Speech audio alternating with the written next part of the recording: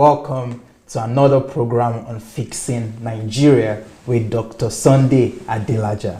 I'm your host, Anu Ojo, and it's always a pleasure to be on your screens every Friday. This is Fixing Nigeria, and this is a unique program on Dr. Sunday Adelaja's platform that addresses fundamental issues as regards our values as a people in Nigeria. If you're a Nigerian, I'm sure that you are conversant with the state of things in Nigeria. Many Nigerians believe that the leaders are our problems. Some religious people have been praying for ages for God to fix Nigeria, but it's apparent that our prayers can only do but a little. And it is for that cause that we've decided to address issues and concrete matters as regards Nigeria to fix Nigeria. If you've been following us, we've come to a conclusion. And the conclusion is that Nigeria cannot be repaired. The only option that we have, the last option that we have, is for Nigeria to be reconstructed. Not restructuring, as many people are propagating, but for Nigeria to be reconstructed as a whole nation. It's a pleasure to be with you, and I would like you to please invite your Nigerian friends if they're in Nigeria or they're in diaspora. And also, if you're not a Nigerian, you're not left out, because the principles, the values, the lessons that we are sharing here are for national development. So if you would take the lessons that you learn from here and apply it in your nation, you get the same result. The book you can see right on the screen is titled The Role of Elites in National Transformation. Well, this book is not just for Nigeria. This book is for every nation.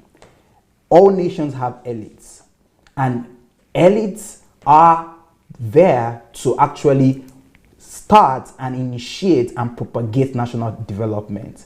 This book is to give answers, a roadmap and a solution to all the elites in all nations about their roles in national development. I would like to encourage you to get this book and also buy one for your friend who is an elite. We usually have snippets of our previous programs on Fixing Nigeria, and I would like us to watch the previously on Fixing Nigeria, and we'll be back and we'll continue today's discussion. Stay tuned.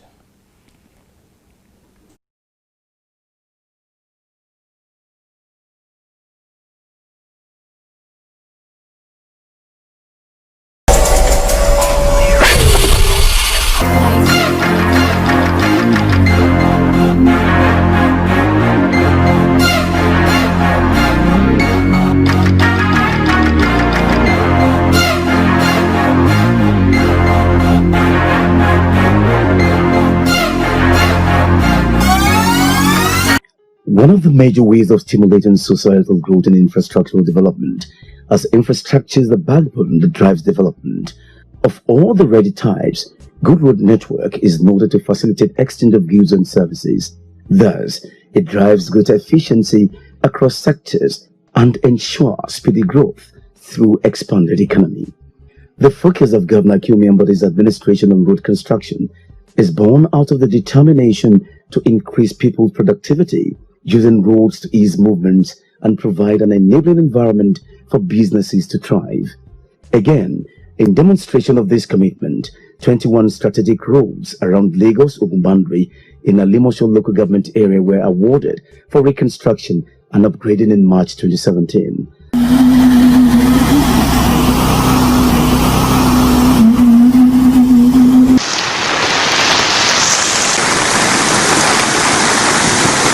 The roads captured on this network include Ikola, Amikonle, Okofilin, Ogunsheye, Osenotu, Aino Aladi, Oluwasanya, Igbenyadun, Community, Isoto, Palace, Timothy Afolabi Roads, and Peak Thomas Bright Crescents. Others include Bale, Joe Ekebudu, Bishop Oderide, Alhaji Ganiu Salami, Kadri Adibambo, and Church Streets. There are also Ayuturu and Raypower roads, which we upgraded and expanded to dual carriage roads, bringing the combined length of the projects to 27.43 kilometers. Before this intervention, the roads were in very bad shape as they hinder economic activities. The people also suffered from severe flooding, especially during rainy season. This prompted His Excellency Governor Kiumi Ambodi to promise that the roads would be reconstructed.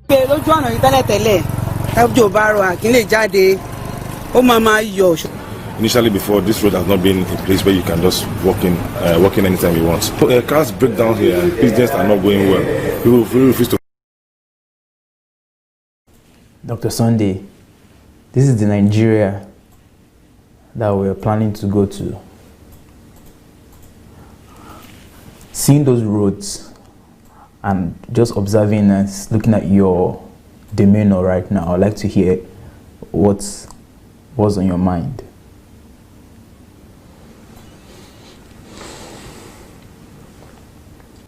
First of all, I have to say that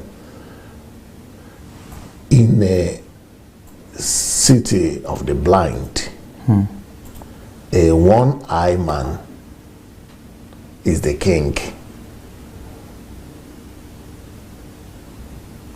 That is our situation. For me, both the one they are calling road and lack of road, they are not far from one another. They are all in the same category. It's a waste of money. Whatever the construction, they are calling that road construction, and they are putting budget and money into it, they have wasted it. Either they have not been taught how to construct road, either they don't know the technology, or they don't have the means, or the technology, or the know-how, or I'm baffled at the roads that they have just shown to us that were constructed. That means that all the money have been wasted. And first of all, that's why I said Nigeria the way it is. Look at the people, the way they are walking around. Yeah. Look at everything goes. And that's Lagos. Lagos is supposed to be one of the best cities in the country. And that's a mess. It's not a city. That's worse than a village. That is like a garbage dump. It's a garbage dump. It's not a town. It's not a village. It's not even anything. That is a horrible place to be. And that's why, I think that this is another proof. This should be another confirmation that Nigeria does not need to be fixed. Nigeria does not need to be repaired. It does need to be fixed, but it cannot be repaired. Nigeria needs to be replaced. Nigeria must be replaced. It needs to be replaced. Only replacement could solve the problem of this country. We need to replace everything and build Nigeria from the scratch. Lagos itself needs to be built from the scratch. Every state capital must be built at the scratch, and every village must be built from the scratch. So when I'm looking at all these things, I'm just thinking, either the people who are supposed to be in the government, either they don't have a clue, or they are so ignorant, or they are not educated in the sense that, not that they didn't go to school, but in the sense of development of nations, or they don't know how to, bring about civilization. For me, one thing is even worse than the roads that I saw in this video, and that thing is lack of civilization of the citizens. There is no advancement. There is no civilization. There is no civil conduct. There is no civil communication from what I've just said right now. People are not civilized. People need to be civilized first. We need to first of all repair or replace the mindset and the value system of Nigerians themselves before we could replace Nigeria. Because if we make the mistake of replacing Nigeria or reconstructing Nigeria without reconstructing the mind and the values of the people, then those same people will come and destroy the nation that we have just reconstructed for them.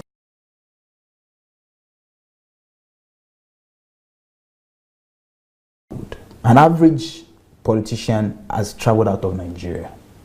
And I'm speaking not even the governors and senators, they can even local government chairmen. They've at least left Nigeria, traveled abroad. Why would they travel to countries that are developed and civilized? They see how people live there, they see how things work, and return to Nigeria, and they can't at least copy what they've seen. First of all, it's because of the environment, the Nigerian environment. The Nigerian environment comprises of the values of the people. It comprises of the lifestyle of the people. It comprises of the belief system of the people. Yeah. It comprises of the prevalent information that circulates among the people. And it also relates to the principles by which people take their decisions. So all these things are what we call environment. And what that does is that it forms in people paradigms or worldviews. And so when you are in a place where the worldview is formulated and you are not above that worldview and you are not reshaping that worldview, we know that anything you tolerate dominates you.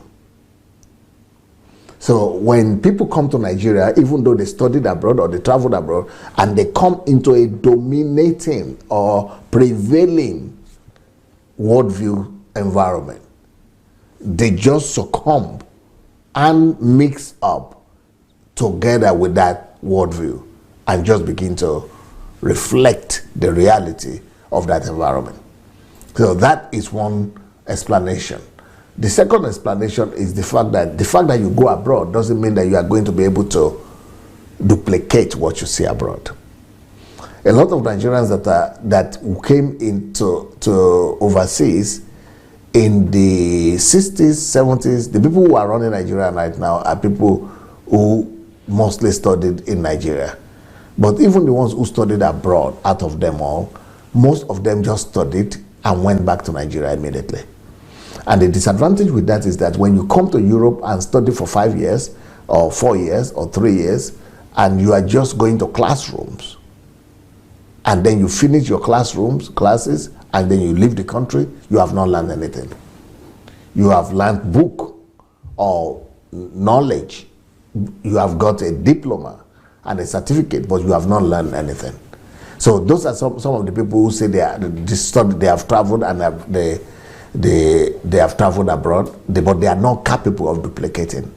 Before you could duplicate or replicate the kind of advancement and development and technology that you see in the West, that you need to go more than just traveling abroad.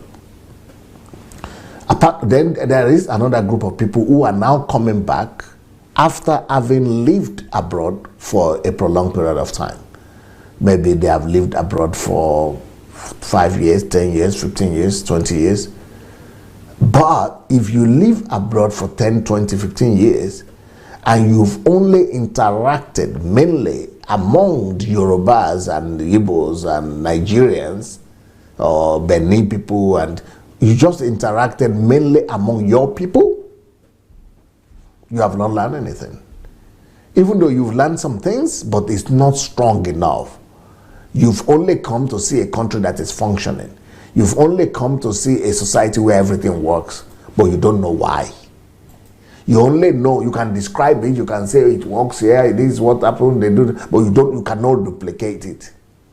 That's the second category of people. The people who have traveled abroad, but they have lived and interacted and mixed up mainly with their own people. The third category of people who are going to Nigeria after having traveled abroad are also people who have lived abroad for 5, 10, 15, 20 years.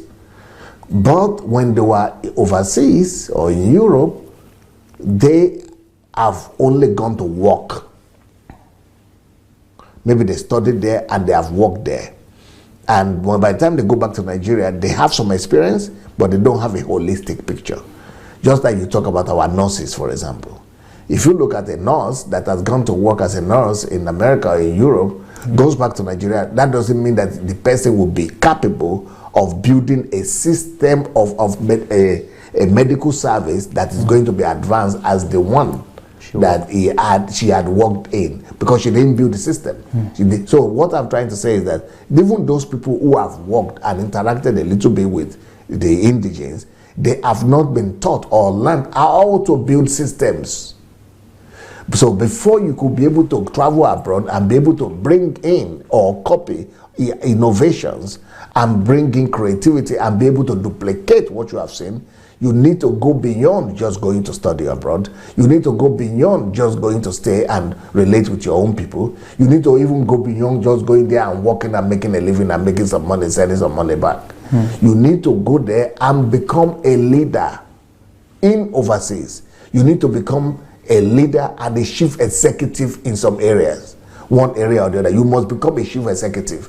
A chief executive where people work on you, where you have grown from primary function and job to the chief executive position, where you have seen everything the way the system is built, and where you as a leader have now overseen, and you are overseeing building of systems, and you have built systems in those countries by yourself first.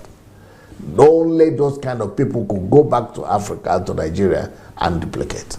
Wow.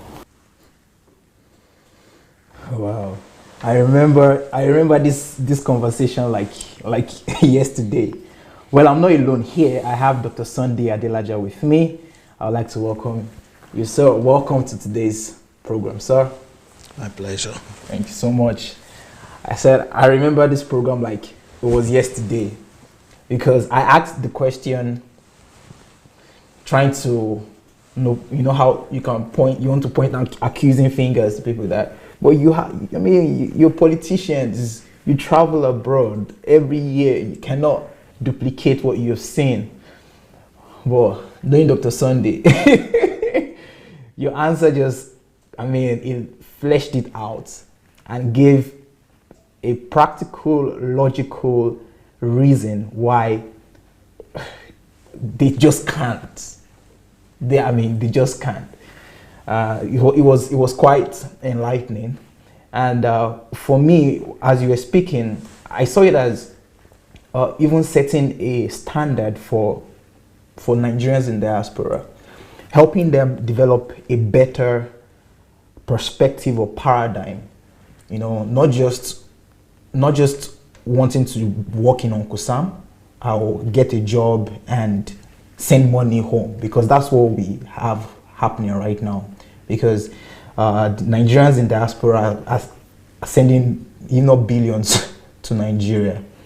So, but it's not changing the nation, Dr. Sunday. The billions are going into the system, but we're not seeing any apparent change.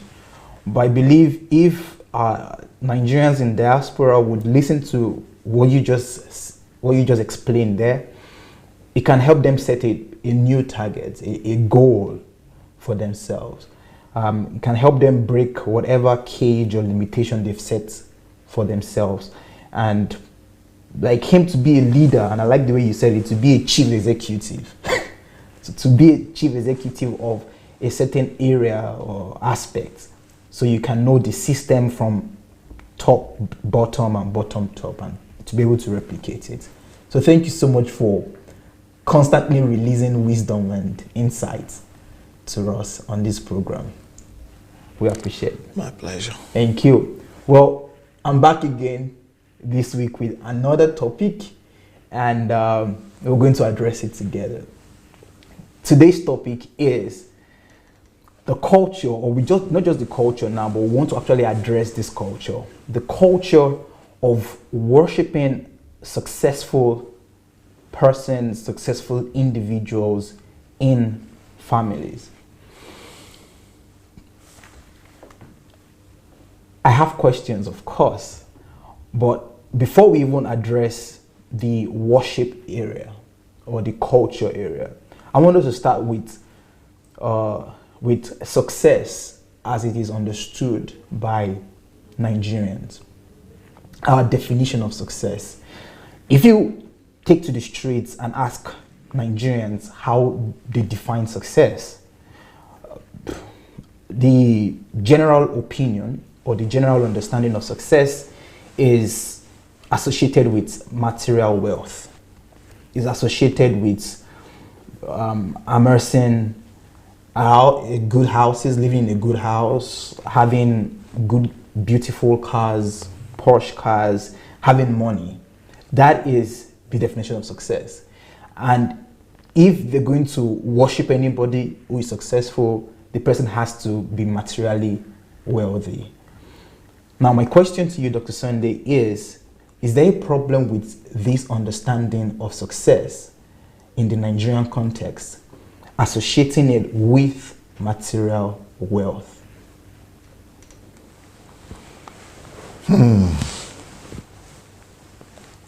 A successful person does not necessarily have a lot of material possessions. And a person that is blessed with money and material possession is not necessarily successful. You just gave a very what was the word? A very amazing anecdote. So let me see if I grasped it. So you said, and you can correct me if I made a mistake at any point, that a successful person, paraphrased, is not necessarily one who has material wealth. And on the other hand, on the other hand, that a person who has material wealth is not necessarily a successful person. Similar. Okay. So maybe you can repeat what you said again, and then I would like you to explain it.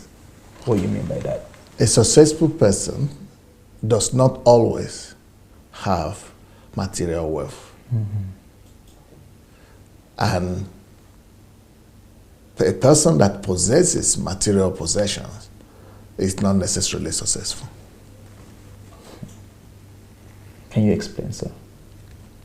I thought that is self-explanatory. No, well, knowing you, it's just like an onion. So I'm sure there are underlying layers to that.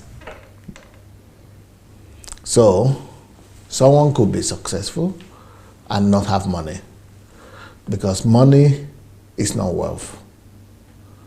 Money too is not always riches. The fact that you have money doesn't mean that you know the source of wealth.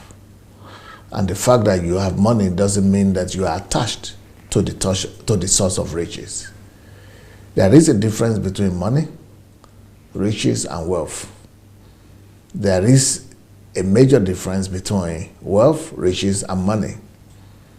And only the people that know the difference are free to assess who truly is rich. So the person that has money is not necessarily rich. And the person that lacks money could be rich and richer even than the person who has money. While a wealthy man does not necessarily possess or in possession of money. Whereas at the same time, a wealthy man might be richer than the other man who has money. So if you are going to judge and use money and material things to assess success, then armed robbers might be viewed as successful, because armed robbers and thieves could have money, but I'm almost sure that they don't know the source of riches, and they are far from being attached to the source of wealth.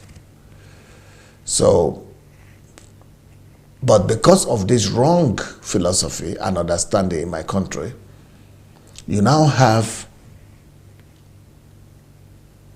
Yahoo prospering. You have Yahoo boys being celebrated. You have fraudsters becoming the hero on Instagram, social media, and in the mainstream main streets of our cities. They are being celebrated and worshipped, like you just said here, and they are being referred to as successful people. Well, that is because of attaching success to money, or viewing success, or viewing money as a sign of success. But there are people, on the other hand, who are university professors that might not even have a car. There are people who might be lecturers in high school, university, that don't have a house. There might be people who are truly successful in what they are doing as traders, as petty traders, or as social workers, or as people who are just fulfilling their life calling, and they are successful and fulfilled in those areas. But once you begin to view success as being synonymous to money, then you will look down at such people and think that they are not successful. But the point I'm making is that the other guy that has the money also is not successful if he is not fulfilling his God-given vision and calling.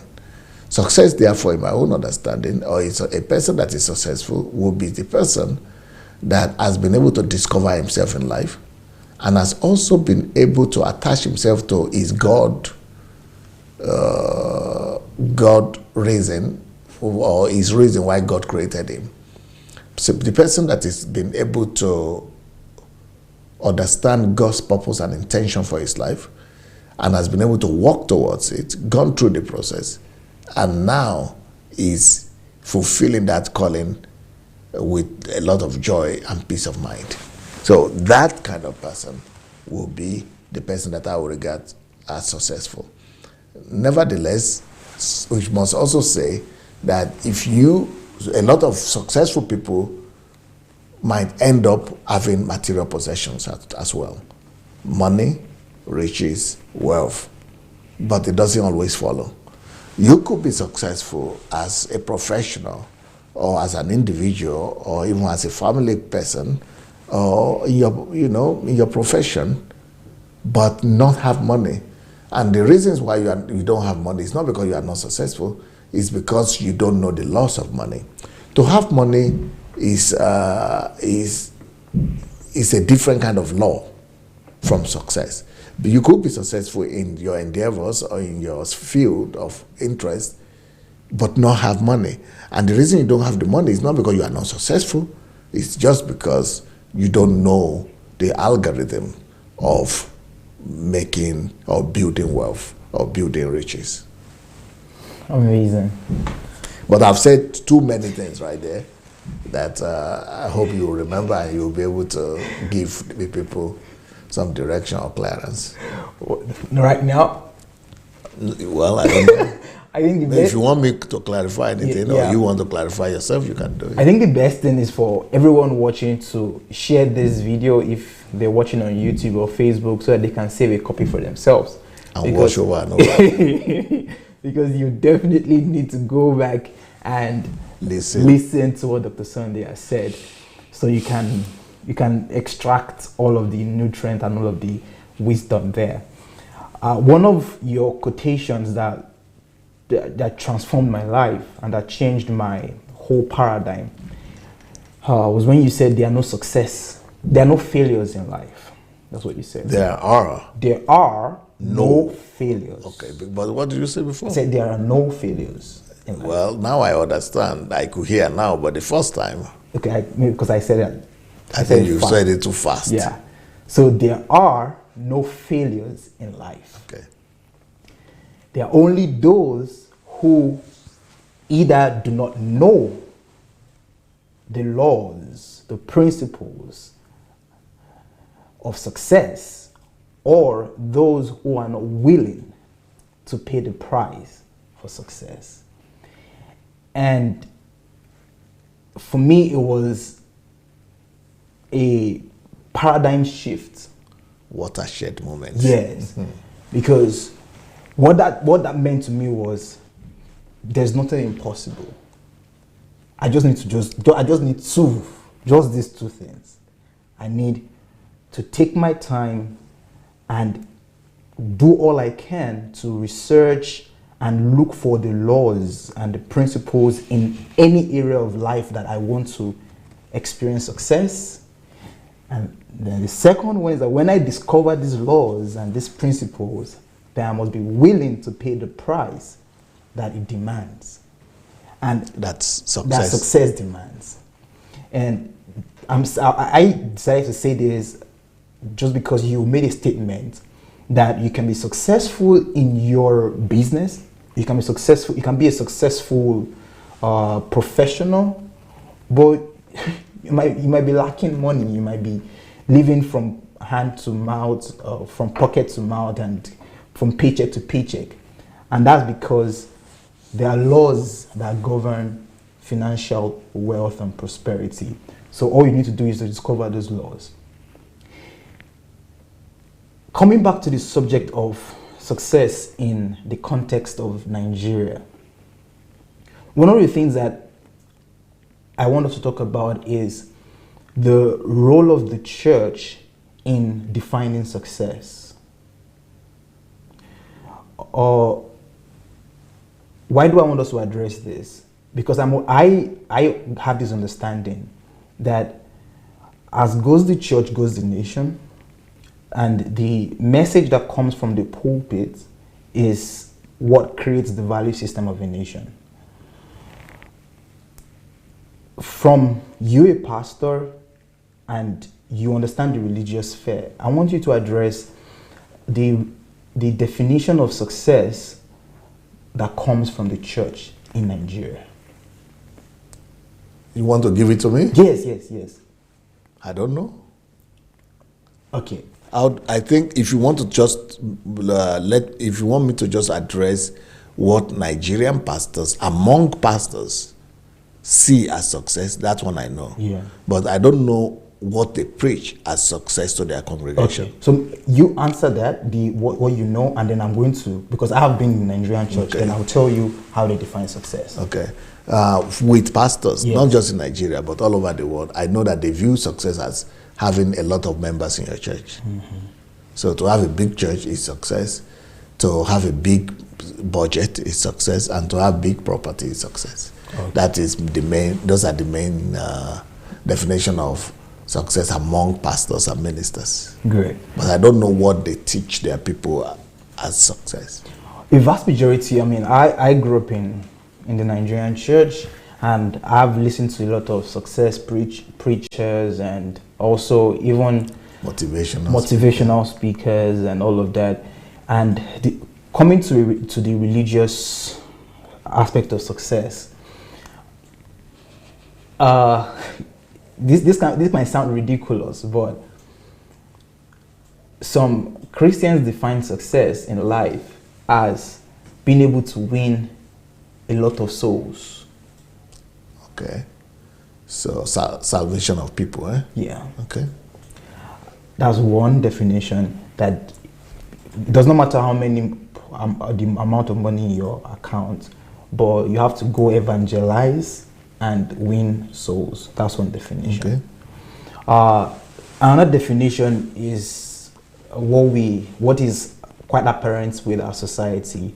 The definition of success as having earthly riches, where in the church, do they say that too? Of course. That's why do people go for breakthrough services? Why are they going for a lot of deliverance? They are going for deliverance because they were told that maybe there's somebody who is against them, that is stopping their financial wealth or not making them have the house that they want to build, all of that. So they go for all these breakthrough services and all of this deliverance service so that they can achieve the success. And of course, when we have a church that weighs so much and emphasizes on giving, sowing seed, the people who are giving preference in the church, people who have the high seats, are people who are able to give so much, people who are tagged successful because they have the means to sow big seeds, to sow big money, give big money.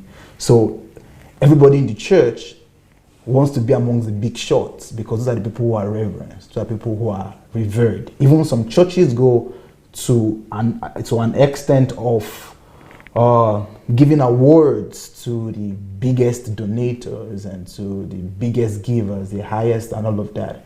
So this is pretty much like a summary of what I would say the Nigerian church describes or defines these two things. Yeah. So what is your opinion about that? Is it right? And how is the church meant to preach success? What is the right way the church should propagate success to teach their congregation, and from that pulpit help develop the right values in Nigeria? On one hand, that is it looks like a very commendable and a very positive tendency if they say that success is tied to eternal value, eternal things like salvation of souls, bringing people to Christ. That's not bad. But also, I seem to see in that as well some cunningness, some deception, and also non-truth. And the non-truth that I see in that psychology and philosophy, that you are successful in life by winning souls, is that the people who are preaching that kind of message are mainly very, very cunning people. They are cunning in the sense that they want to turn those people they are telling those things to into a free workforce for building their own empire. So people will therefore have the impression that they are working for God and they are bringing people to Christ. But really, what they are being told to do and what they are actually doing is they are bringing people to the church. They are not winning souls for God or for the kingdom of God, but they are converting people to become members of the church of the beneficiary. So I think it's a cunning kind of strategy, because if they really wanted the people to win souls to Christ and for Christ, it's enough for them to teach them to just introduce people back to God and to help them have personal relationship with God through reconciliation, not through coming to any particular church. Now, if people then want to go to a church, they could choose with their own free will what particular church they will go to. But the way I'm sensing your question is that they will probably, the person who has spoken to them about Christ will probably be insisting that they come to his church or our church. And that also goes to a long way to confirm what I've just said, that it's a kind of deception, and it's a deceptive strategy of non-truth, when non-truth is preached to people, to use them to manipulate them without them knowing and without them suspecting, and with them thinking naively and ignorantly that they are working for God, whereas in the real sense they are working for the man of God, or for the man that benefits from those activities, because the man wants his church to grow. He wants the offerings to increase. He wants he wants his glory and his fame to expand. And so it's all about the gain and the benefit to the teacher or to the man in charge who is telling that story, than really is genuine interest in salvation of men.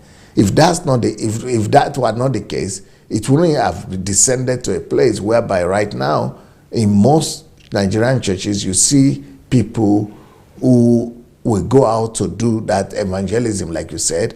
They go to win souls, but they are winning souls of other churches members.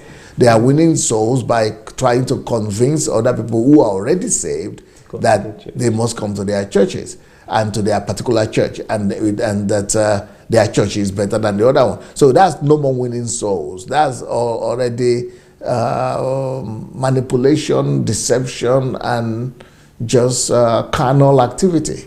So I think that position to say success is defined by how much souls you have brought to the Lord might be, even though it looks laudable and godly and in the first glance, but if you look at it properly, you will see that no, there is some kind of deception and ulterior motive in this thing. What would have been better is for them to teach people to go and teach and preach about Christ, reintroducing them or reconciling them to the Lord and teaching them the lifestyle of the kingdom wherever they are, wherever they live in, not necessarily bringing them to a church, but they could tell them to find a church, but not necessarily to their particular church. Then you will see that there are no ulterior motives there.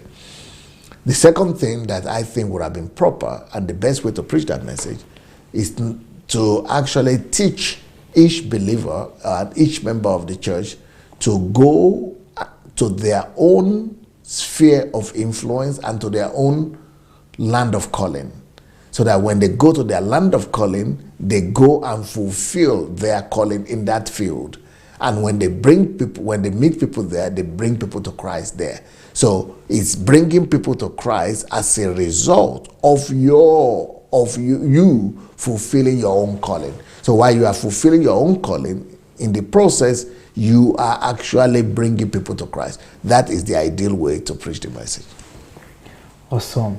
Well, thank you, Dr. Sunday, for that response. So you addressed the first part, and I think the second part is what you addressed earlier, which is the general understanding of success as material wealth and all of that the church also preaches. Don't say that again. Can you repeat the second part? The second part is I connected it with seeing or viewing success as material wealth and having the means, because in churches, people who are regarded as the successful people, the elites in the church, are people who can give, not people who can serve or people who are doing whatever, but people who give the highest money. So that's how success is viewed largely. And as a result, a lot of people want to get to that position of success where they can also give a lot because of the respect that comes with it, because of the honor that comes with that. Yeah, I wrote a book that is called How the Church Creates Economic Recession. Yes. And I've written articles on how the church abates, or is it abates corruption, or how the church enhances? Corruption? Yeah, encourages. Yeah, that's the word I use. How the church in Nigeria encourages corruption. And I'm going to write a book on that too. But when the church begins to teach that the sign of success or the proof of success is money, that will definitely push people into corruption. Yes, but when you now say that the sign of God being with you or a blessing or you being successful is how much you give to church, then that is even pushing it to the wall, to the extreme, to the edge. You are making people to begin to look for wealth that way at any cost. You are pushing people to a place whereby they will begin to now think that they want to matter and they want to be relevant. And for them to matter and to be relevant, they must get that money from anywhere. And when you also honor people in church, exactly what the Bible says you shouldn't do, that you shouldn't treat people according to what they have. That's why people who come to church and are having money, you shouldn't give them special privileges like sitting in a special place or honoring them specially. But the people who are supposed to be honored the most, according to First Corinthians and 2 Corinthians, are people who, actually 1 Corinthians 12:14, chapter 12 and chapter 14. They are people who are the weakest. The weaker vessels are the ones who are supposed to be encouraged and celebrated the most. But when you begin to celebrate the people who have money, then you'll be celebrating the bandits. You'll be celebrating the fraudsters. You'll be celebrating the 419s. You'll be celebrating the Yahoo boys. You'll be celebrating people who, through crooked and wicked ways and manner have been able to get that wealth. You know, maybe alongside with other people who are normal, but then if that is, you know, being pointed at as sign of success, then all the young people and even older people will also try to get money anyhow because people want to be honored and respected. Mm-hmm. So that is one of the ways that the Nigerian church encourages corruption. Corruption. Wow. I think anyone who has not got the book, How the Church Creates Economic Recession, I would want to encourage it. That book is really for Nigerians. And it addresses values, and that's something about all of your books. They might have interesting titles, various titles, but all of your books are entrenched in values. You can't read any of Dr. Sunday's book and not live with at least one value, one virtue that you're going to work and build in yourself. Exactly what you can see in the book right there. No one is better than you. You can't read this book and not have self-belief. You can't read this book and not have faith in yourself. You can't read this book and not want to achieve confidence. Yeah, confidence or do anything you would want to do. So all of the Sunday's books are available on Amazon. If you're an Amazon Kindle Unlimited subscriber, you can get the book for free. And also, if you are in Nigeria and you want to get any of Dr. Sunday's books, you can order the books on DSABooksPlanet.com. So this DSA Books. Yeah, DSABooksPlanet.com. Yeah, DSABooksPlanet.com. Well, I think this particular book addresses it better even. Yeah, of course. Talks about the aristocratic role and how we must... The role of elites. The role of elites in national transformation. Let's get to the subject of today, because all what we've done so far is like is to set us up to where we are right now. The culture of worshiping successful people in the family or in families. First, I'd like to know if you're aware of this, that this happens in Nigeria. No, I was not aware of this before I left Nigeria. Okay. Maybe because I was not exposed to such a practice. Mm-hmm. But I got to know about it just recently. Okay. I have a friend who is from the eastern part of Nigeria, who is a professor. Okay. And he's a professor who had lived in America for many years, but he's an upright man, mm-hmm. Very great guy. So he went back to his village, he moved back to Nigeria, and he's trying to do national transformation and doing a good job. So he moved back to Nigeria and went to his village, his clan, and so he said one day they were having a meeting and he was trying to contribute, trying to challenge them to do things better. Then one young man, maybe he was 19 years old or maybe 20 years old, and this man is over 50. And the elders of the family were seated down, and and he's the head now because the father had died, and so he's now the most senior person. So while he was talking like that, one guy just say, "Okay, this is Christmas. What did you bring? What did you bring? You didn't bring anything." And the guy just put his hand in his pocket, brought out $10,000, and said, "Look, stop talking grammar. What kind of English? Now English we go shop." Wow. And put that $10,000 on the table and say, mash it. If you cannot something, just get out of that seat and don't try to teach us how to live when you cannot perform.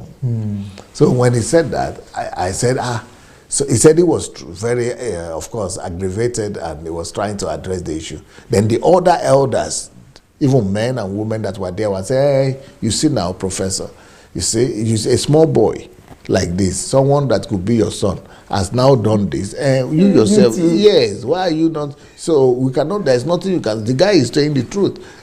So when I heard that, and the wife was there, he confirmed the story that this is what happened. When I heard that, and I was telling that story to a lot of people, and even when he was talking about it, all the people who were there said, yes, this happens. But I don't know, because most people who are saying this are mainly from the eastern part of Nigeria were saying this. I don't know, maybe it's the same thing in the western part of Nigeria, but I've never come across it in that sense. Yeah. Well, I think the extent to which it is done varies dependent on...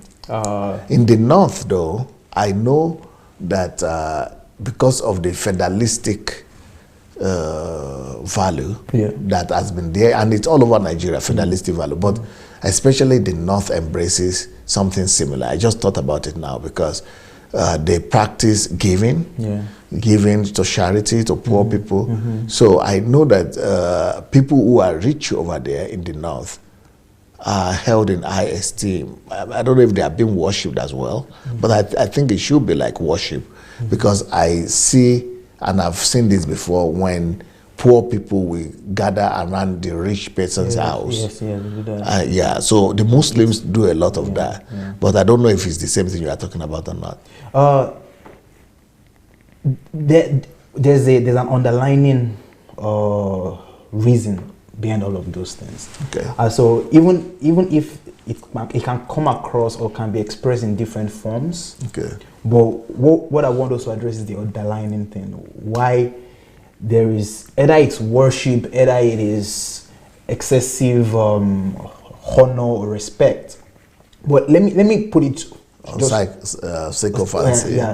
Sycophancy or subserviency. Let me just put it out right there, that in Nigeria it is a known fact that people respect people of means. There is no... Yeah, recently also, something is coming to my mind. I started hearing stories when I was doing my live broadcast, and people were calling in, and people were always talking about examples like pastors these days. This is attributed to pastors. That pastors these days make people to call them papas and mamas, and their wives mommy or something. Mama. And that these pastors, some of them could be as young as the son of the older person, and that even somebody who is like 60 years old, 50 years old, could be calling a 20-year-old, 25-year-old pastor Papa. I don't know if that happens that is true, but true. I hear that a lot. It's true. Many people have told the story, but I've not seen that much. It's true. It happens everywhere. And the reality of that is it happens. It's a charismatic. This new charismatic movement. And when I was in Nigeria, nobody was calling anybody Papa. Yeah, it happens like that. It has gone down from even those pastors there who have like churches to like campus. It happens in the campus ministries too, where a pastor who was ordained in maybe even in his first year, maybe young boy or second year, somebody in the final year or sixth year has to be saying Papa or Mama. Well, you were a pastor, a student pastor at the university here. Yeah, but it didn't make sense to me. So you didn't welcome that? Nah. So they call me by name. They don't call me pastor. I know most times. Yeah, but did you see other people practicing that? I had pastor friends that they were calling papas. Even some people were calling me papas, but I'm like, I'm not Papa. I'm not. I'm not your father. Don't call me Papa. Yeah. So you see, that is. But this example you gave now is another form that it is expressed. So, but this is expressed as Papa and Mama in the religious context. With the Hausa, not Hausa now, but with the Northern now, it's expressed as they go to the house of that wealthy man, sit down there, sing songs for him, eat there, and all of that. If you come to the Southwest, it also happens like that, because the rich people are the ones that you invite to your ceremonies. You give them all of the chants. So in Yoruba land, do the older people bow or worship? No, they will not bow and worship. Okay. I don't, because in Yoruba land it's rather the opposite. It's the opposite. If you are younger, you have to bow down and worship, and not worship, but honor. Revere. Yeah, even if you are a millionaire Yeah. or a billionaire, you still have to bow down and worship and honor somebody who is older than even if that older person is poor. Of course. That's what I used to know when I was there. Of course. But I don't know if that has changed now. Yeah, I mean, the Yoruba culture of respect and honor to elders is strong. So even though right now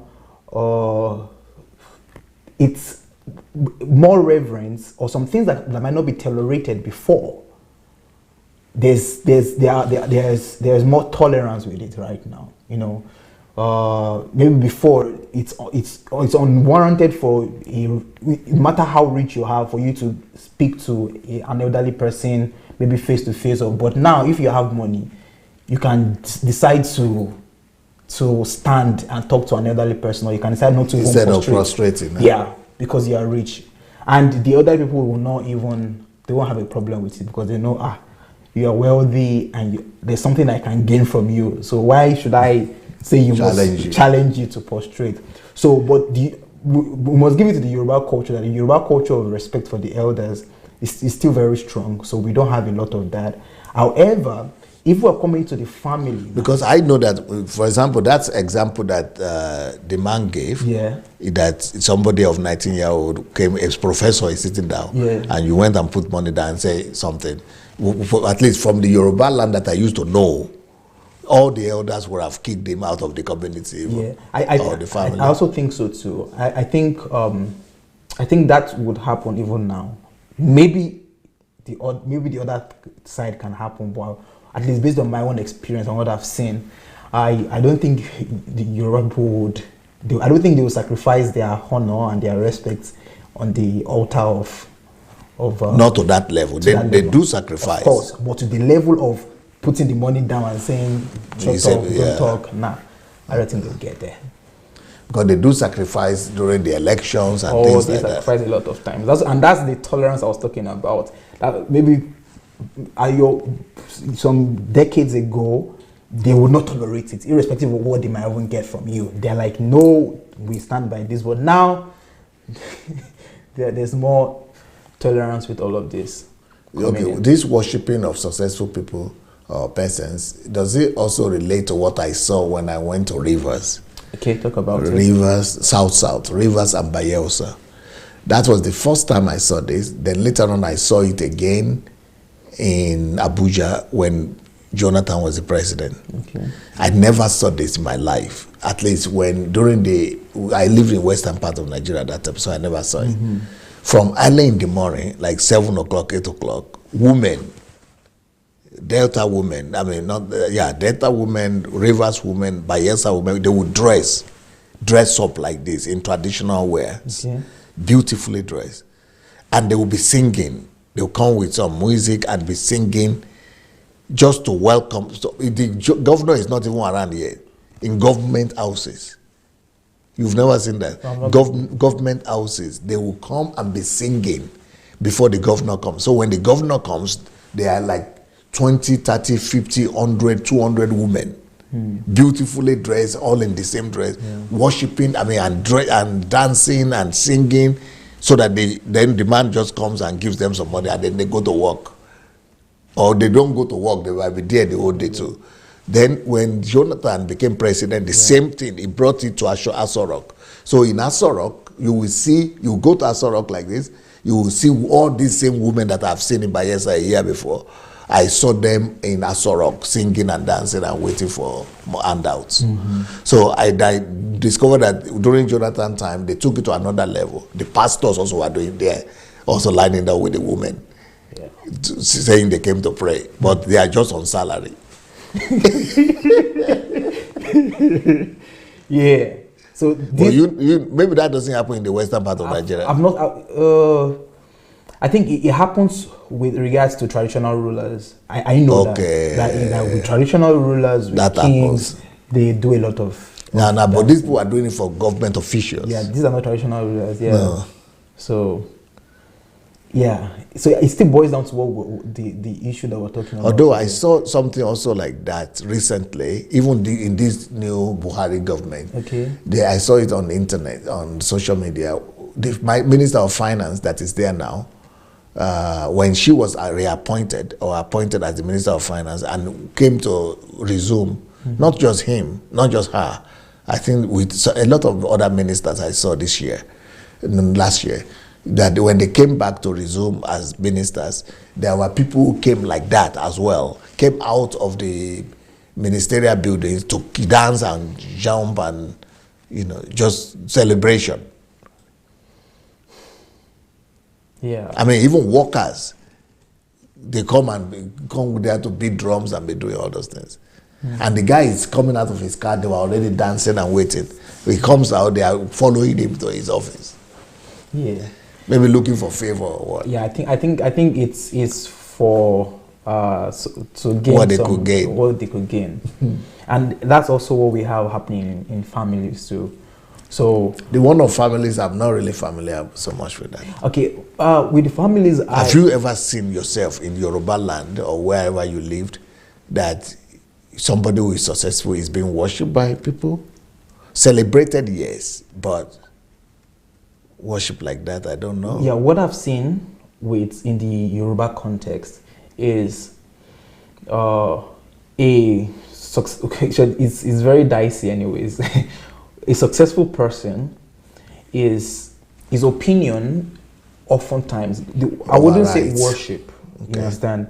Because worship might look, but the form of worship is making that person's opinion or whatever supreme.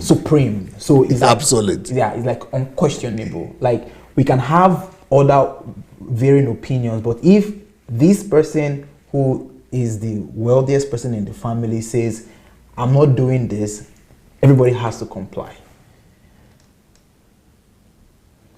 Reason being that he's the one with the resources. He's the wealthiest in the family. He's the most successful person in the family. So whatever endeavor that they want to embark in, if they don't have him or her in that plan, is a loss for them. So the form of worship in the family context that I have seen is where preference is given to the opinion of the wealthy person, where that wealthy person has the right to the final say. That's what I see happen in that context. Yeah, but I don't know if that's what should be, or that should be the right practice. No, that's just economic power. flexing of muscles, yeah.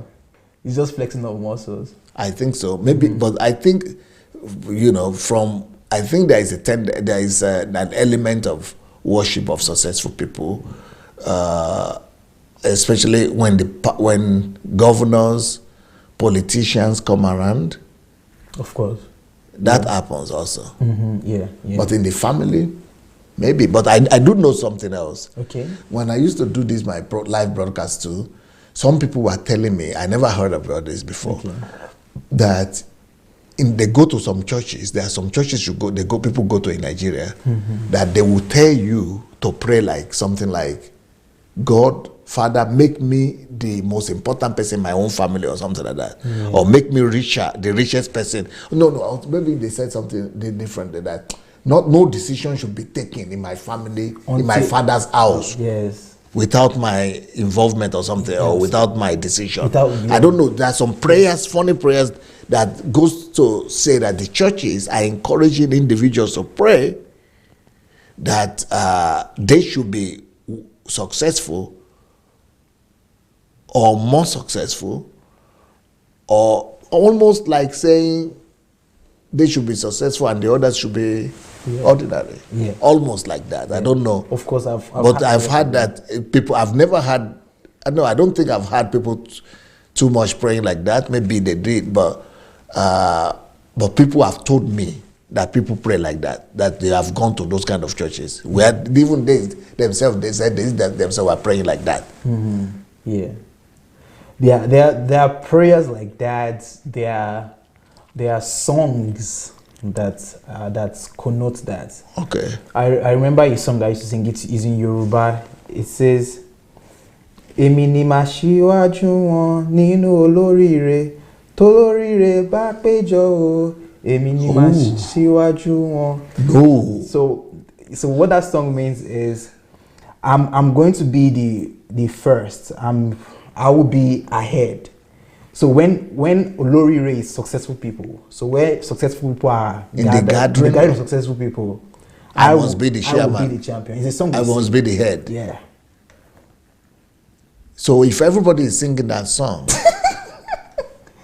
so who out of them will be the one? Well, or if everybody goes to the church, so a brother is praying this prayer, yeah, against the other brother, and the other brother is praying against the other person. This is a recipe for catastrophe. Of course. And this song I just sang is just Olorire, just generally. But I've been in prayer meetings in Nigeria, and I've also heard people pray, and they pray it in the context of family, like you said. Like what? How do they? They say stuff like whenever there is a meeting for family, or family meeting for any kind of decision to be taken, and more like, let me not be missing, or let me be the person who would be the one with the final decision. Something in that light. You know, I think this kind of thing might be coming from people like Adeboye and the fire guy, Olukoya. Mm-hmm.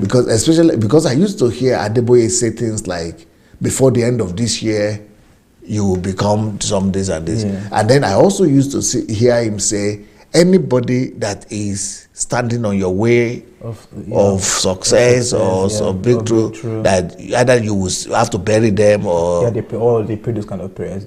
You bury them, they die by fire. Or, you know, they will not witness it. Yeah, I don't know. It's just, you know, that's like widespread. That's like everybody. Adeboye does it, Oyedepo does that. Everybody does it in Nigeria. That's not Christianity, though. I want to speak to our caller, to our viewers who are watching. To our callers? Yeah, they are potential callers, yeah. So I want to speak to our viewers who are watching us right now. If you would like to contribute to this discussion, the way to do it is to go to Facebook Messenger and search for Move Agents. So Move Agents, that is on Facebook Messenger, and write to us telling us that you would like to join to this conversation. I think we also need help with Nigerians who are conversant with these prayers. That not just prayer, worshiping too. But worshiping too, yeah. So we'd like to hear if this is actually a reality. I think we've lost touch a little with some of the present happenings in Nigeria. So it would be great to have your contribution, your thoughts about it. So just go to Facebook Messenger, search for Move Agents, and write to us that you would like to contribute to today's discussion. All right. So go to Facebook Messenger, search for Move Agents. One word, Move Agents. Agents, yes. Move Agents, and then write us SMS message. Yeah, just a chat there in the Messenger that you would like to call. Yeah. And once you do that, then we will call them back. Give the call. So they can contribute because this is a live program. Yeah, this is a live program. Yes, but I want us to continue on the subject that we've been speaking on about success. I think you're in almost like in a very good position for me to ask this question. I believe and I know that you're a successful person. And you always talk about your humble beginnings and coming from village and all of that. So I'm sure as a successful person, you would have received a lot of calls, demands, and pressure. So I want us to address the pressure that the society has placed on people who are successful. I think the best way for me to say that is pressure. The pressure that has been placed on successful people, and what that pressure has resulted to, maybe some of the vices that it could lead to. But just in that context, as a successful person, what pressure comes in? Well, yeah, I think the pressure to perform and to because Nigeria itself is a society of driven people. They are driven by success, by material success, and by money. It's a materialistic society, and it's putting pressure on a lot of people to appear rich or to be able to command money. So, but this pressure, the one that I'm really very particular about is the pressure that is put on people who have government position or who have any political position, public office holders, that their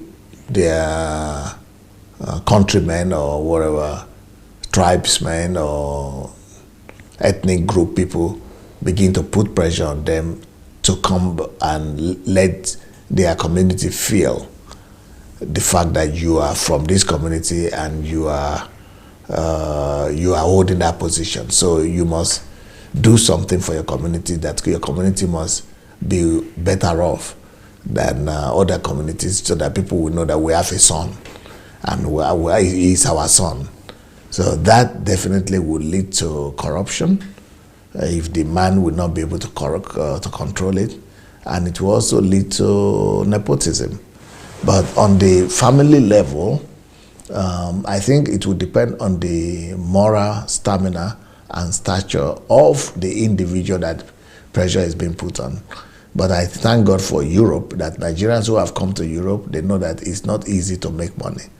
And that in Europe, you need to work hard for your money. So many of them are getting smart, saying that, well, I'm working hard for I've seen a lot of videos talking about how much they have to work for their money. Yeah. And they are not going to succumb to the pressure coming from home, that they have to, always, perform what the people at home tells them, tell them to do. But in Nigeria, I should think it's the same thing. But also it could be one of the things that are pushing people. I've heard stories of people who are in drugs, who are into drugs, because I was wondering one time, why is it that, like people in Thailand, Malaysia, all these Nigerians being caught all the time?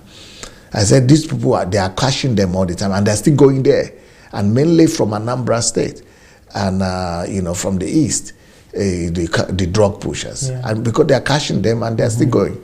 And somebody told me that it's because there is a lot of pressure. First of all, before you marry, you have to pay high bride price, and then you want to build a house, then community that, especially if you travel abroad. That if you travel abroad, you have to you have to build a house in the village and things like that. So that's a lot of pressure that pushes a lot of young people to do that. So there are people that might not be able to survive that pressure. And the Yorubas are also doing 419 and Yahoo people because of the pressure of the society on them. I don't think the family people put pressure, but I've also heard that people in Edo State, that parents do push their children, especially their daughters, into prostitution. Because of money, because they want to, they turn the girls to money cow or cow, what do we call them? Cash cow, and even to the extent of encouraging them to go into prostitution. So that is the evil of pressure. When you put pressure on people, horrible things result as we have seen, as is evident with the prostitution, with the drug addiction, with the 419, Yahoo boys. So that is what pressure of the society and family could do to people. People are successful. Thank you, Dr. Sunday, for that. I would like to announce again to our viewers who are watching us that you can contribute. This is a live session, so you could contribute to the discussion by going to Facebook Messenger, search for Move Agents. It's one word, Move Agents, and write to us there that you would like to call, and we will call you as soon as we receive your message. So It is Facebook Messenger, Move Agents, and write to us and we will give you a call. Dr. Sunday, another question I want to throw to you, which I've noticed personally, that is prevalent in Nigeria, is what is termed the sense of entitlement. A lot of Nigerians feel entitled to things, especially coming to the subject of today, successful persons in the family. So for example, let's say you are my uncle and I know you're successful. I start feeling entitled that, well, he's my uncle, he should give me some money. I mean, he's my uncle, he should sponsor my... He should help me. Yeah, he should help me, so sponsor my school or give me all of that. This is something that I know happens. That if you have any successful person in any family, either it's or relative, it doesn't have to even be nuclear, extended, there is this sense of entitlement that a lot of Nigerians have.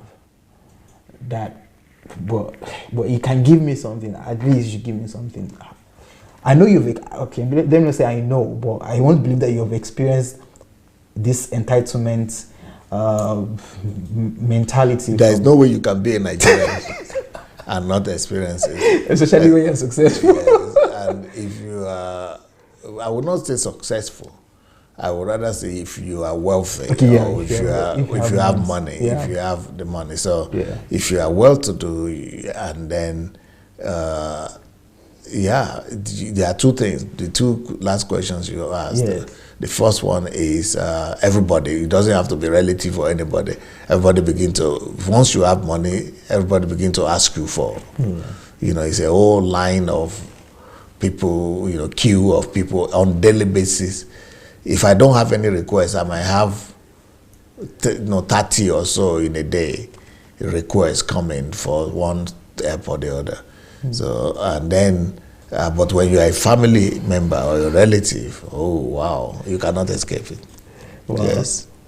So, but is there anything wrong with this entitlement mentality?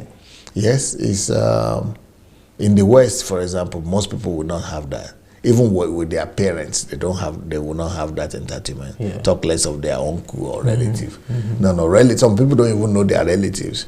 I think it's because of because in Europe, the people practice nucleus family understanding. Everybody has to work. The society itself is pushing everybody to work. You've got to work for what you have. That's right. But in our own place, where we have extended family philosophy and where we have the doctrine of, or the belief that somebody will have to help somebody to be successful. Destiny helpers. Yeah, destiny helpers kind of mentality. That destiny helper mentality makes people to, by default, become beggars. And it's like we have a country of beggars as a result of that. Wow. Well, I know we have a call. So a caller. So we're going to start receiving our callers right now. Thank you, Dr. Sunday, for that. There's still one more question I want to ask you. Go ahead. I remember there was a day we were having a session together, and you shared a story of how one or two people, maybe several people, got mad at you because you were not able to fulfill the promise I gave to them, right? Hello? Hi. Hello? I think we can hear him. Hello? Okay, is it here? Well, we can hear. Maybe we'll have to call the person back. Yeah. So go ahead. So I want you to address that, because apart from it happening to you, I know it also happens to many other people. Yeah, but because what happens is that people don't factor in the fact that you are also human, and that when you promise to do something for people, it's not because you want to deceive them, it's because you intended to help them. You really want to help them with the but from the bottom of your heart. And because you don't have that money in your hand right now, you are hoping and you are looking at what you are working for, and you are calculating many things that could come together. And because life is life and life happens, things don't always happen the way you calculate them to be. So when things don't happen and you want to tell the people the truth, that I still don't have the money, I don't have it, I cannot do it right now, they begin to think that you are just playing them. But whereas it's also a form of entitlement, because you don't even have the right to demand anything from anybody anyway. Nobody owns you anything, and you are not supposed to be angry at either. If I want to help you, it's me who want to help you. Why should you be offended that I was not able to help you? Maybe at that particular time, I myself need more help than you thought that you need. Because I'm successful or I'm wealthy or I'm well-to-do doesn't mean that I always have money or liquid money. So, but people don't know. A lot of things could happen that will not allow you to do what you sincerely want to do from your heart. And people are not just being realistic, because it happens to them too. There is no individual in life that doesn't happen to. People that you have committed to do something, or you promise, or you intend to do something, but really things happen that you are not able to do it. That happens to people. But people who complain about that are not being realistic, number one, and they are not putting themselves in your own place. Very true. That's what I would say. Very true. Very true. Okay, so all right, so I want to announce for the calls, and then we'll receive the caller. Before I announce the call, let me talk about the book that you can see on your screen. The book is No One is Better Than You. I mean, even the people that you regard to as successful, the people who you see as rich or wealthy or having money, they're not better than you. I love what Dr. Sunday said. He said they only converted better. So, but if you want to know more about the secrets, you can get this book. I think we have a caller already. Okay, hello, caller. Hi, yes, sir. Yes, hello. How you guys doing? Hello. Who is calling from where? Yeah, this is Matthew calling from Cincinnati, Ohio, United States. Cincinnati. Can you please speak directly to your telephone? It's like you are using a Bluetooth or something. Okay, yeah. Okay, let me switch to direct. I'm actually using Bluetooth really. Yeah. That will be better if you switch. Let me switch. I'm switching now. Okay. Can you hear me now? Oh, beautiful. This is another talk now. It's better. In fact, I'm so happy for this topic. Oh, can you speak louder? It's your voice is going again. It was good initially. Hello. Yes. Can you hear me now? Yes. Now it's good. Yeah. What I'm saying is that I'm so happy for this discussion, the topic for the discussion. Actually, I stayed in Nigeria for about 47 years of my life. So pretty well, I can lecture DSA on issues like this. Wow. You have a lot of experience. In fact, a whole lot. Wow. In fact, I don't know how to really quantify them. So what I'm trying to say is this. The topic is really relevant as per what is going on in Nigeria. Wow. We worship money in Nigeria. There's no doubt about it. And the churches are the one even contributing immensely to this. Yes. I will say I'm going to tell you guys the experience I had in my family. Well, I'm not out too wealthy to say before I crossed over to the United States of America, but I was doing fine. I got my house. We are doing good. But you know what? One of my family, my brothers, we went for a function, and let me tell you, I'm the last one of my family. Okay. So one of my brother, accosted me and say, "Hey, Matthew, now you are the head of the family. You want your Lord Ebinisi." You know that kind of thing. Why? Is because the sense I have the money. That is the main thing. Are you getting me? Wow. The sense you have the money. So that's what I'm trying to say. We worship money. I'm the last one.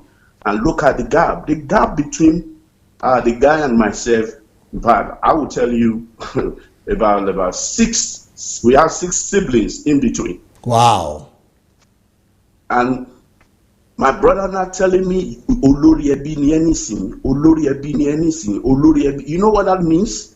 Telling you that you are the head of the family now because of the little change you have, just to buttress the fact that, you know, you have the money. If you have money, you can do anything in the family. Wow.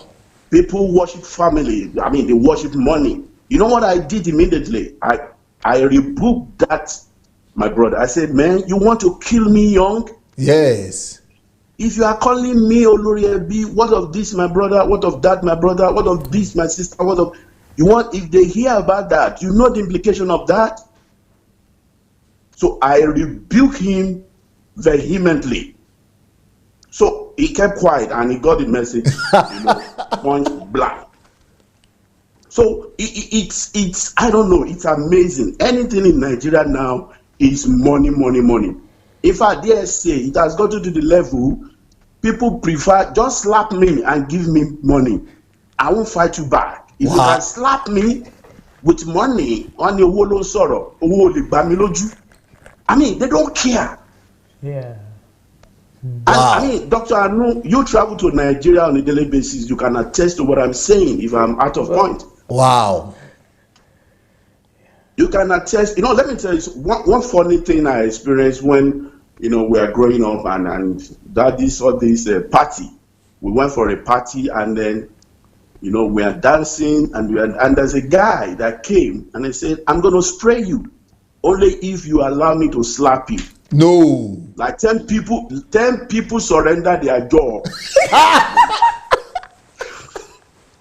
No, I've not heard this one. Oh, you've not heard that? 10 people say, come on, it's money. Come on, go ahead. I give you my job. Continue. You can do anything you like with it. So far, something is going to drop.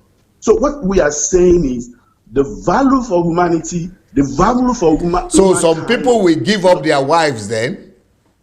A lot of things going on. If you be watching all this, you know, African magic, most of the videos that comes on from Nigeria, they are true life story. That centers on the point you just read now. So I don't know what we're going to do to shift that backward. To shift. I stay in US. Nobody's. Who are you? You have your money. That's to hell with you. I work for my money. In fact, nobody is after you. Nobody is just saying hey or trying to oppress or somebody want to worship. They don't even see you. You understand? Wow. It's a level playing ground. They don't even say you make your money, you make it for yourself. You are not there to oppress anybody. Yes. Yeah. You are not there to oppress anybody. If you ride a flashy car, if you can pay for the tax and all that, you know, associated costs, that's for you. You can't use that to oppress me. But I know what happened in Nigeria is because of the level of poverty. The level of poverty has eaten so deep into everybody's life. Even the so-called rich that we tag rich men. Dare say you'll be shocked. The level of the poverty hitting them is unspeakable. Wow. And we need. That's why I'm praying for you. You know, for you to quickly that the government releases you on time, so that we can start this your program earnestly. Yes. We can start, and that's what I've been praying for. I've been praying for. Where is the Messiah God will send to us? No, I thought of it. DSA. I look at the scriptures. I saw the way God sent deliverer to the Israelites, and they delivered them. And I say, with all the heavy anointing men of God in Nigeria, can't somebody just rise up and God use that person to put an end to all these social ills that we are facing in Nigeria? And I began to, I said a lot of things. You go to my wall, I've written a lot of things. We talk about the people like, Esther and Mordecai. They delivered the Jews from the hands of Haman. Yeah. I mean, can somebody rise up and deliver this country? And I'm so glad. In fact, I just discovered you last year, and I've gone through all your series on YouTube. Wow. In fact, Beautiful. my wife at home, they knew me. DSA is coming. I go with my Bluetooth everywhere. DSA is coming. DSA is coming. Wow. It's real raw truths of the gospel. I must tell you, when I got born again, that was the level Christianity was in Nigeria. Love. Yeah. You share what we have, just the way the disciples of old did.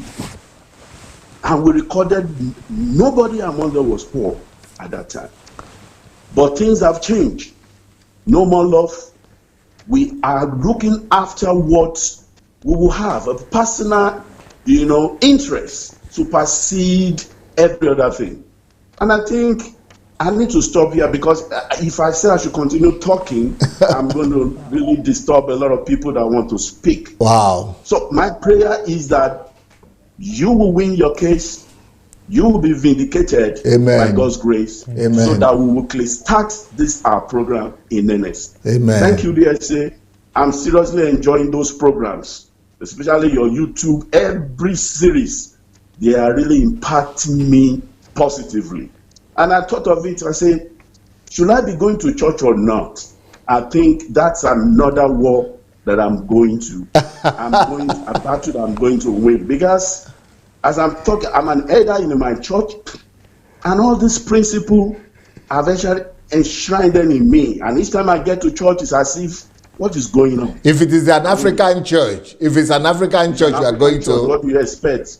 It's an African church. So what is going on? You have put yourself in trouble. You have put yourself in trouble.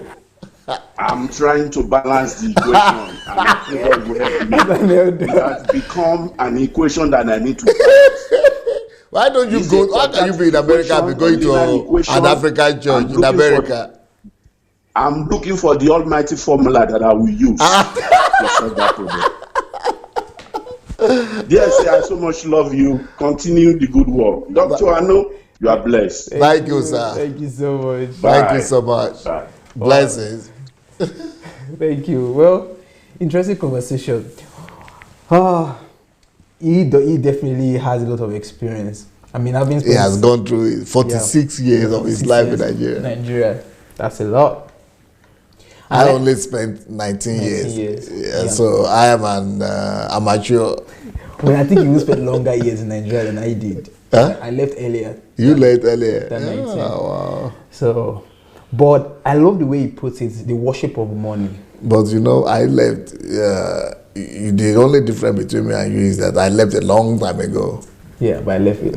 Yeah, you left soon. And then I've lived outside here 2 times more than I ever lived there. So, yeah. I think we have a caller. Okay. Hello, caller. Hello, good evening, DSA and Dr. Anu. Pastor Uche. Yes, I was thinking that Pastor Uche called today. I'm so glad you did. Yes. How is Scotland? Well, it's fine with a lot of rains here and cold. Do you have snow? Do you have snow yet? Not this year at the moment. Oh, wow. We're still good. You are enjoying, because we don't have winter here without snow at all. It has been beautiful this year, so long may it continue. Amen. That's an African prayer in Europe. Yeah, so, thank you for today's topic. I want to say whatever you see that happen in Nigeria is just a reflection of what happens in the family. And the family is just a microcosm of the larger society. Look at the family, you look at the society. So you mean the whole of Nigeria, all this mess we are seeing, it starts from the family? It begins from the family. Wow. I remember going back to Nigeria and discussing with somebody. I said, look, you complain about politician, you complain about that person, but you don't complain about the family. Yeah. It's, if you have 100 rotten tomatoes in a basket, and you want to pull a sample, because the leader of the 100 will come from one of those tomatoes.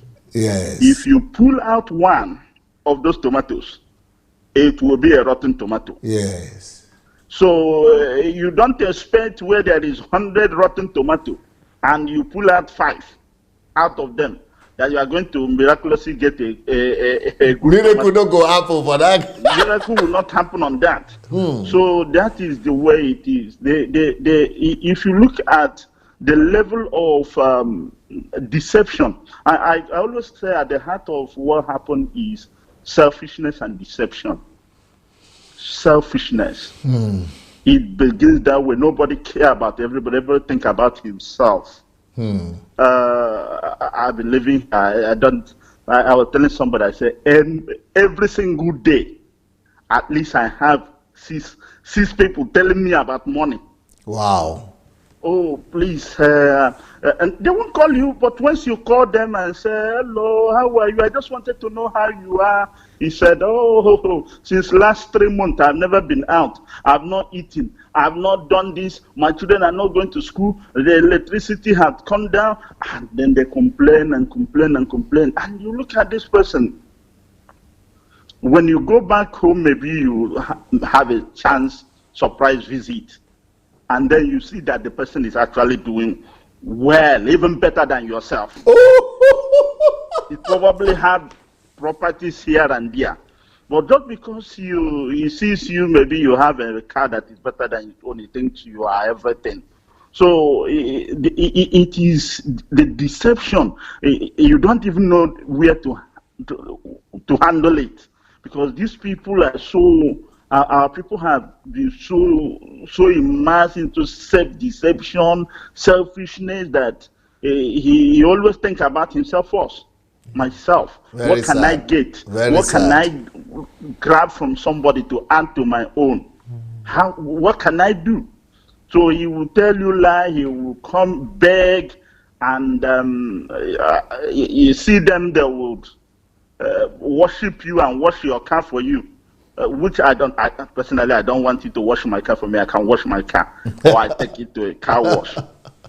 But that same person that is washing your car, I used to say, no poor man, don't say a poor man is humble until you give him money. Ooh. When you give him money, you will know whether he is humble or he's arrogant. Because then you will see his true self. That's why I say his deception. He will call you Baba Kabiyesi. And then he will praise you and all those things. But let him have money. Then you will see the true color of this person. Beautiful. He will manifest himself. He will know that, look, he has no respect and no regard for you. So the whole thing, if there's going to be any change, it has to be from when they are young. When we catch them young, we'll begin to instill, look, do something for yourself. Yeah. Yes. Do something for yourself. I always tell my children here, I say, do something for yourself. Yes. In fact, at 16, I've got three kids. And the 3 of them, once you turn 16, I say, go and get something. You are going to school, you get something doing. Yes. Do something for yourself. I'm not asking you to give to me, but when you come back from school, go to Sports Direct or anything, just do 2 hours job. Yes. And come back home. Learn to be independent. Yes, yes, I've yes. had somebody talk, one of my uncles told me, oh, you are the golden boy of the family. I said, me? How did I become the golden boy of the family? all of you are older than me, but you are turning up to me, looking up to me to do something for you. I'm the golden boy of the family, but when I ask you to do something to help yourself, you will not do it. The golden boy doesn't work that time. Yeah, he will not do anything. He just wanted somebody to help me. Just help me. Just do something for me. Just do something for me. Just anything you can do, just do it. And I know people are listening to me. Never call anybody in Nigeria and tell them I will do something, because that constitutes a promise. That is the mistake. That is the mistake I made, though. Don't ever tell anybody. Oh, I didn't know that mentality at all. Tell you, you say at the moment I've got commitment, I've got this, I've got a lot of things to do. When I've noted what you said. When something come up, I'll respond. He will note it as a promise, and tomorrow when he talk to you again, he will say, "You know, the last time you promised me." You promised my me. brother, you are just you know this, you know our people. You hold you tight. So the best thing is, he's done this. Sorry, my brother. Well, I've had you. I just call you to just know how you are. End it there. Don't say more. Don't add anything to it. If you do, you are giving them the rope to hang you. Wow. So that is the Nigerian mentality. The selfishness, the deception that has entered so deep into our people. I don't know. The Lord will help us. That's the only thing. And some of them will come back to me and say, "You have deceived me 2 times." I say, Of course. So just don't. When they finish, just listen. Be a good listener. And when they finish, you say, another one will come and say that you have let me down 3 times. And the person that, when he get that money from you, will probably put it into a building project in Nigeria, and then look for another person to tie. Wow. Uche is just so right on. I don't know, to be honest. Sometimes when you look at it, you just shed tears. Where have we got it wrong? Something fundamentally is wrong, but I will say it all began in the family. We begin to look back into the family. When the families are right, then the community will be right. Beautiful. When the community is right, then the nation will be okay. Beautiful. So that's the sequence. That's the system. There's nothing to build the system. You begin to build from the family. All the gears have to work. All the gears have to be in place. And when the little gear is working, the bigger gear will work. Everything will work in unison. But leave the family as it is, everything will be a mess. Wow. So thank you, sir. Thank you very much. God bless you, sir. Wow. Thank you for this eye-opener, Uche. Thank you so much, sir. Thank you, sir. Blessings. Thank you very much, sir. Thank you. Thank you. Yeah. He knows our people. And these are the things. They have suffered from that thing. Yes. Almost half of my problems on this since I started live broadcast is also because I so much have the desire to help people. So once it doesn't work out, I become the target. Yeah. Become a firing squad. A deceiver. Yeah. They go on the internet, do video about me. We have another caller, right? Because they wanted money and I couldn't give them at that particular time. They wanted it. Hello? Yeah, good evening, sir. Good evening, man. Who is this? This is Favor calling from US. I have a question. Yes, Favor. Okay. I have this question because we, like right now, have looked around the churches. I'm out of African church for 3 years now. Okay. But I figure out that these other churches too, the white churches and the black American churches, They are even doing worse than what we saw in African church. Wow. E.g., the African American church we're going now, 99.9% is black and white. I can say my family is the only Nigerian there. But every time you go, either is asking for the last New Year Eve, you said we should give 36, meaning 366. It has to be 300, anything 366, but you must not give 36 cents. It has to be $366. It has to be $3,600. It has to be $3 million, whatever. So I was like, okay, all the churches now, they are even spoiled like Nigerian church. Where do we go from here? Because my kids, they are like, even at home, we'll be like, okay, today we are not going to church. We have to stay at home. They still want to go to church. But it's the same thing they are saying. My daughter will probably preach the sermon before the pastor will finish it. He will say, okay, Mom, guess what? He's going to talk about money now. They have to bring 1,000 for your kidney, 1,000 for this. So I'm totally confused now. But let me give you a little recipe. Since you are in America, yes, sir. Let me give you a little recipe. One of the recipes that will in America is very easy, because in Nigeria at least there is no choice. In Nigeria, almost even if you go to Catholic church, they will still do the same thing. Even if you go to Baptist church, the same thing. But in America, you have what they call evangelical churches. Mm-hmm. So evangelical churches are unfortunately, most of them don't speak in tongues, or they don't believe in the gifts of the Holy Spirit, unfortunately. But they are the most balanced and scripturally sound church in America. They call them evangelicals, or Baptists even. Okay. But the charismatic, the free, non-denominational churches, they are just like, either they are following Kenneth Copeland, or they are following Mike Murdoch, and those people, they are world faith people, and that is what they preach, prosperity, or they are following Benny Hinn. And anybody following those people, they are already corrupted. So that is the problem. So it means you are going to one of these new kind of church.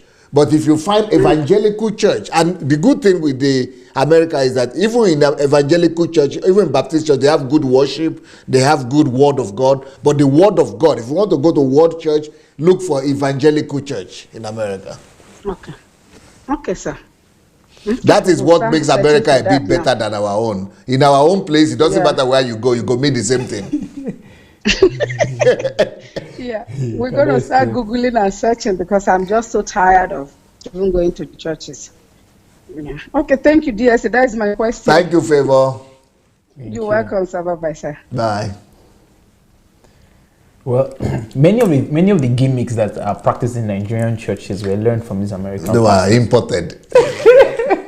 So the pastors, they travel, they saw how these American word of faith preachers are doing it, and they're rolling in millions, they are buying jets.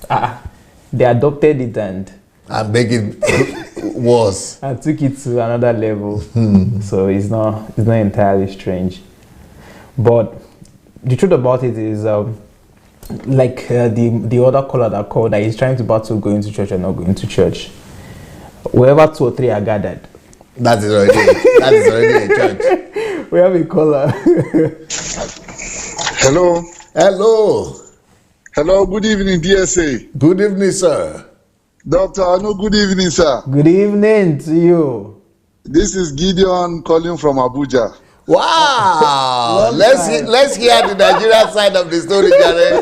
Make you tell us where they happen for home. Sir, see, I'm so excited.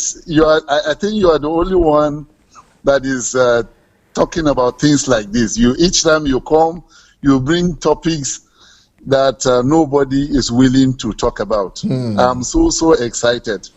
I am a victim. Wow. I grew up in a family, a polygamy family. My mother was the second wife. And then because I'm the first male child of my mother, yes, my father had to put my name as the next of kin, as his next of kin. And also the name of my senior brother from the other mother as the next of kin. So when he died, they had to share some money from his pension to me and him, so that everyone would represent his own mother's side and the children. Yes. So after this sharing, that was when my problem began. Ooh. Because even though all the money that they gave me, I gave my mother, I was giving my mother, and she was the one that was directing what we should do. Today, my mother is died about 12 years ago. All my siblings are still looking at me as a person that should take care of all their problems because I am the next of kin. I was the one they put my name to collect their father's money. Entitlement. Yes. So there's nothing I will do to them, anything I will do to them out of love, they will never see it. They see it as a responsibility. I am supposed to be the one that will take care of their need. They will have their own money, but they will not do what they ought to do. They will still expect that Gideon should be the one that will solve because he's the father. They will now call me the father of the family. As I'm talking to you now, each time each time Christmas period comes like this, I'm always on my toe because I know everybody will call me not because they want to know how I'm doing and my. That is the pressure successful people, you ask me about it. Yeah. That's the pressure successful people go through in Nigeria. But because they want to register their request and need for me to know that time has come up, it has so discouraged. I'm even struggling to see how I can balance, because whatever you do out of love, they are not seeing it to be love. They are seeing it as a debt that you must pay. Wow. So right, no gratitude. Wow. No gratitude. Now, presently, as I'm talking to you, DSA, me and some of my brothers, some of my sisters, we are not in good terms. Meet up with some of their expectations. Now, DSA, can you see why sometimes the Nigerian pastors take advantage of this situation?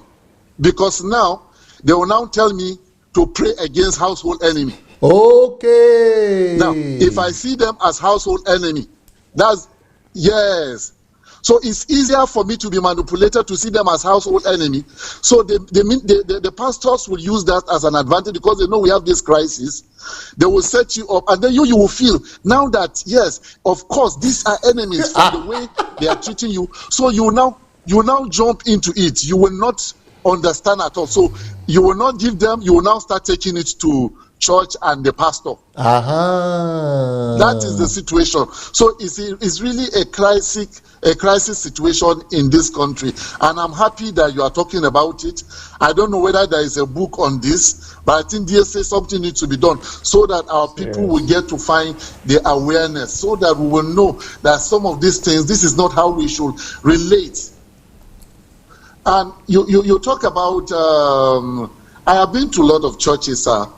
And right now, as I'm talking to you, I am attending a Baptist church. Okay. Why I'm attending a Baptist church is because that is the only church that seems, to give me the liberty to know God by myself. You have left the charismatic, the new church name? They have driven me from God. They make me miss God completely because of religion. So the Baptist church is still the way you are explaining to that lady concerning the Baptists in the United States. Yes. In Nigeria here, most of the Baptist church are autonomous. Okay. They are the ones that employ their pastors. Okay. Yes. So they have they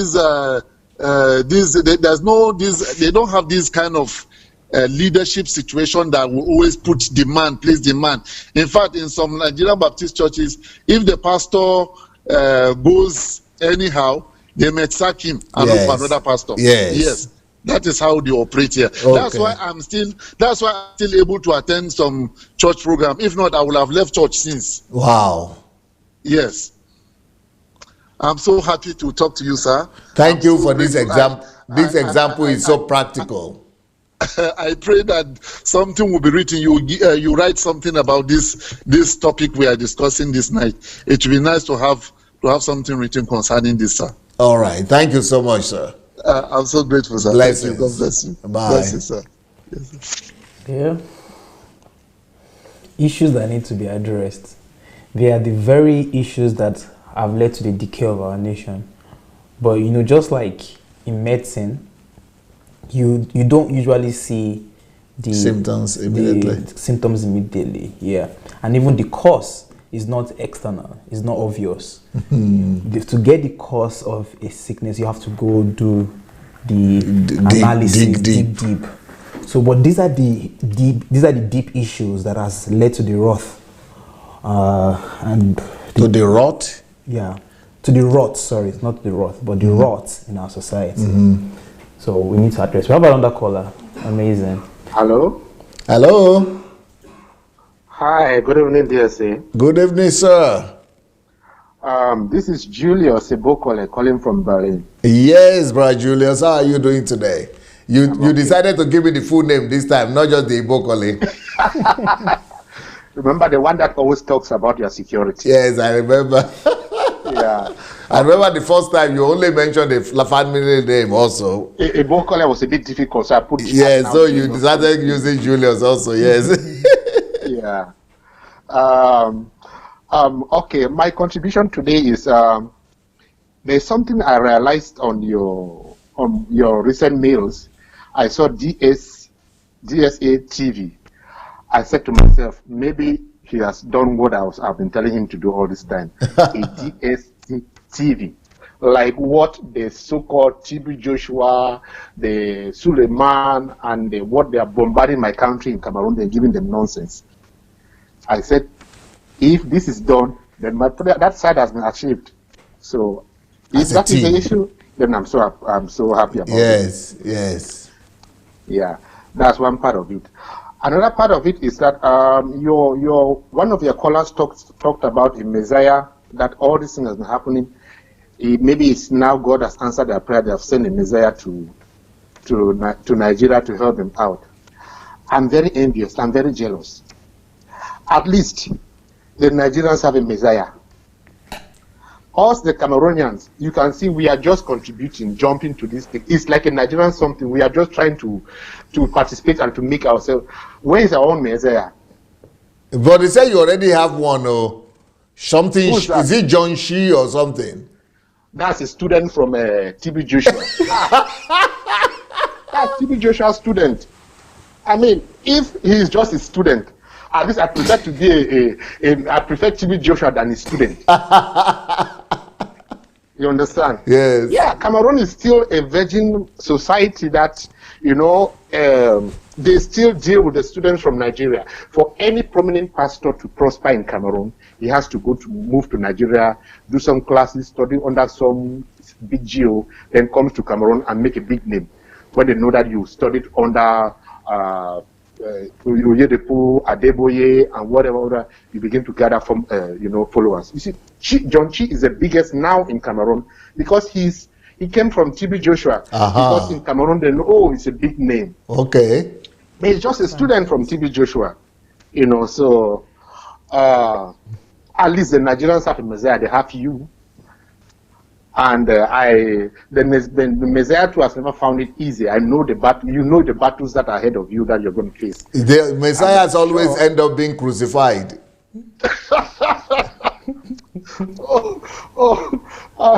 They end up being crucified. Yes. I don't wish that for you, but I just want that the will of God should be done. Amen. Amen. Yeah. Amen. So my next topic is about the last program you spoke about.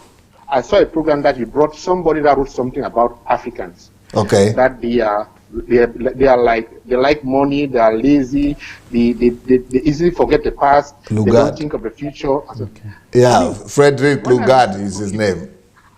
I'm like, what this person wrote is what has been in my mind all along. I've always said there is something wrong with a black man. To be candid, I have always said there is something wrong with a black man. He is not normal. He is not normal. There is something wrong with a black man. And I don't know what happened. If that's how he's made, or is the society that and the condition of life that has influenced him to develop this kind of mindset, or what, I don't know. But I know there is something wrong with a black man. It's not right. I'm writing a book on what that man said now. Okay. That would be great. And then there is this guy, one of your last caller that spoke about all the ills of the Nigerian society. Yes. About the church, the family, the how you call it, the entitlement thing and that. Yes. But that's just the Cameroon. I thought if it wasn't that I wasn't in your program, I would thought this is something about Cameroon. Wow. This is a typical Cameroon mentality, Cameroonians. Hey. There's just one thing about them. They didn't add gossip, backbiting, and bad belly. Cameroonians, see, in Europe, in America, wherever you go, and you meet that Cameroonian society, the English-speaking ones, it's just like home. Same bad belly feelings, same gossiping attitude, same setting up, same mentality like home, like here. Wow. You call them home, you call them, they will not drop the call without making a demand. And the day you fulfill the demand, they don't call you. You call to ask. They say, I was just about to call you to thank you of that money you sent. They are always just about to call. These people, they are terrible. It's just this. See, a black man is a black man wherever you put them. Yeah. They are like that. It's just their nature. You know? Wow, Julius, thank you so very much. Wow. Thank you. Wow. Thank you. Okay. We had some very interesting callers. Is that the final call? Okay. Wow, interesting call. So it's not just peculiar to Nigeria. And that's the reason why I always say this when I start the program. Because people see fixing Nigeria and they might be like, okay, this is all about Nigeria. So what do we have in it? But if you're African, you know that Nigeria is the largest nation in Africa, and a lot of things that happens in Nigeria are exported to neighboring countries and nations. So if we're addressing Nigeria, we are pretty much addressing like a huge part of Africa. So like our brother just called, and he's Cameroonian, and he said if he wasn't on this program, he would have thought we're talking about Cameroon. And I'm sure that is similar to also other neighboring African countries experiencing the same vices. And the principles that we're also sharing will apply in every nation that we're talking about. I think we don't have any other call. All right, so dear viewers, thank you so much for your time. Thank you for being with us on this episode on Fixing Nigeria. If you've not shared this video, I would like to encourage you to share it on your timeline, on your social media platforms. You could also suggest this video to your friends, Nigerians and any other national. Thank you for being with us. We would be with you next week Friday. I actually think that the second book will be much more relevant. Yeah. Especially to the successful people. Yeah. Let's have the role of the elite. The role of the elites in national transformation. In national transformation. Yeah, that's the book right there. The role of elites in national transformation. These books are available. You could get them for free if you are a subscriber of Amazon Kindle Unlimited. You can get all of the books on these books for free. Read them there. If you're in Nigeria and you want to order the books, you can order it on DSABooksPlanet.com. Everything one word. One word.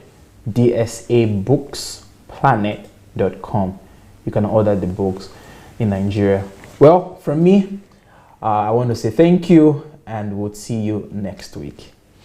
Thank you so much, everybody. And this was an intriguing topic. When I first saw it, I was thinking, I don't know what this guy wants to discuss about this topic. Is this really a big problem? I was not sure it's really a worthwhile topic and it's worth discussing on this program. But as it turned out, he's always right. He knows the issues that our continent and our country is facing. And thank God we're able to address it. Thank you so much. Peace.